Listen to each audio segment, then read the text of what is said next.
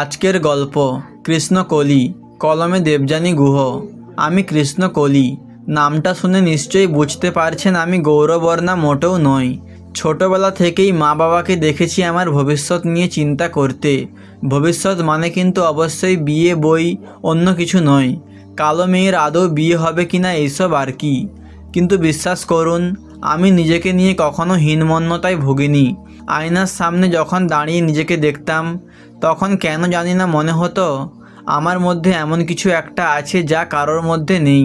কলেজে প্রচুর নাটকে অভিনয় করেছি। ইচ্ছে ছিল ইংরেজি নিয়ে এমএ পড়ব, কিন্তু ততদিনে আমার বিয়ে নিয়ে বাবা উঠে পড়ে লেগেছেন। একদিন আমার বিয়ে ঠিক হলো এক ধনী পরিবারে। আমার স্বামী প্রতাপ সুদর্শন ছিলেন। আমার গান শুনে উনি আমাকে পছন্দ করেন। কালো মেয়েকে উদ্ধার করেছেন বলে আমার বাবা মায়ের কাছে আমার স্বামী ভগবানের তুলনায় কোনো অংশে কম ছিলেন না। সে যাই হোক, বিয়ে হলো আমার।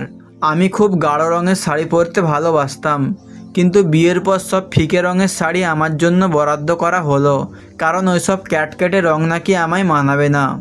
যেদিন বাড়িতে অতিথিদের আসার কথা থাকতো, সেদিন আমার শাশুড়ি মা বাজার চলতি নিমেষে মুখ সাদা করার জন্য একগুচ্ছ ক্রিমের কৌটো এনে আমার হাতে দিতেন, যাতে কিছুটা হলেও বাইরের লোকের সামনে তাদের মান থাকে।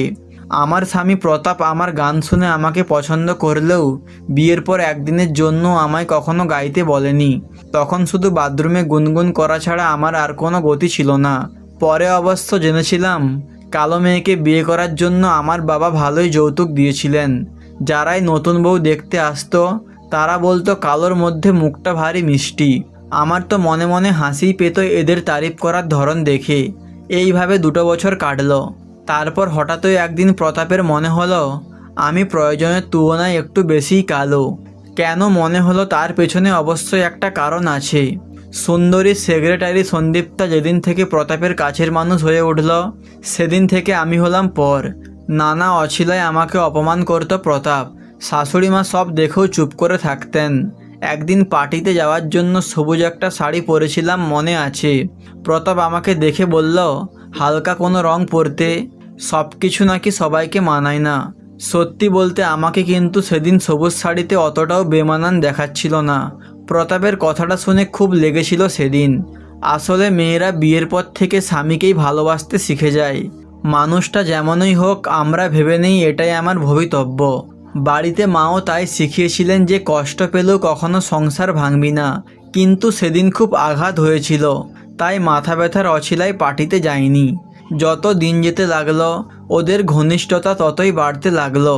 রাতে পাশের ঘরে গিয়ে সন্দীপ্তার সাথে প্রেমালাপ চলতো প্রতাপের। লজ্জা, ঘেন্না, ভয় কোনোটারই বালাই ছিল না।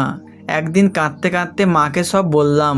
মা বললেন, যদি সন্তানের মা হতে পারিস, তবেই নাকি আমার সংসার এ যাত্রায় রক্ষা পাবে। একদিন রাতে নির্লজ্জের মতো প্রতাপকে বললাম আমি মা হতে চাই। প্রতাপ আমার দিকে তাকিয়ে বাঁকা হেসে বলল, আমার মতো দেখতে হলে ঠিক আছে, কিন্তু যদি তোমার মতো হয় তাহলে তো হয়ে গেল। প্রতাপের কথাটা শুনে অনাগত সন্তানের চিন্তায় বুকটা কেঁপে উঠল। এরা কি আমার সন্তানকেও রেহাই দেবে না? তখন বললাম, কালো মেয়েকে যখন পছন্দ নয় তাহলে বিয়ে করেছিলে কেন? প্রতাপ কোনো উত্তর না দিয়ে বিছানা থেকে উঠে চলে গেল। সেদিন বুঝেছিলাম আমার সংসারটা অসার হয়ে গেছে। তাই সংসার বাঁচানোর বৃথা চেষ্টা না করে পরের দিন চলে এলাম। মা বাবার কাছে যাইনি। কলেজের বান্ধবী রিমির ফ্ল্যাটে গিয়ে উঠলাম। রিমিকে বললাম যে কোনো একটা কাজ জোগাড় করে দিতে। আমি বরাবরই ইংরেজিতে ভালো ছিলাম। রিমি একটা ফ্যাশন ডিজাইন হাউসে চাকরি করত। সেখানে একজন রিসেপশনিস্টের জায়গা খালি ছিল। রিমি আমাকে নিয়ে ম্যানেজারের সাথে কথা বলিয়ে দিল। ম্যানেজার আমাকে পরের দিন সমস্ত সার্টিফিকেট নিয়ে আসতে বললেন। রিমিকে বললাম, কয়েকটা দিন আমাকে একটু থাকতে দিবি? রিমি হেসে বলল, ওর ফ্ল্যাটে আমি সারা জীবন থাকলেও ওর কোনো অসুবিধা নেই। সেদিন বুঝেছিলাম প্রকৃত বন্ধুত্ব হয়তো একেই বলে। পরের দিন রিমির সাথে অফিসে ঢুকে দেখলাম অফিসে বিশাল ঝামেলা। ম্যানেজিং ডিরেক্টর এসে প্রচণ্ড রাগারাগি করছে। কথাবার্তায় যা বুঝলাম, পরশু একটা ফ্যাশন শো হওয়ার কথা ছিল, কিন্তু যিনি করবেন সেই মডেল হঠাৎই অসুস্থ হয়ে পড়েছেন।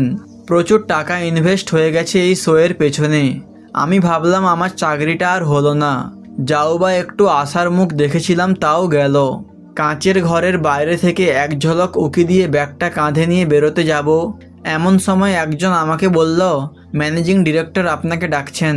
আমি ফিরে তাকিয়ে দেখলাম কাঁচের ঘরের ভেতর থেকে উনি আমাকে দেখছেন। সার্টিফিকেটগুলো দেখিয়ে বললাম আমি রিসেপশনিস্টের পোস্টের জন্য এসেছি। উনি বললেন, আপনি মডেলিং করবেন?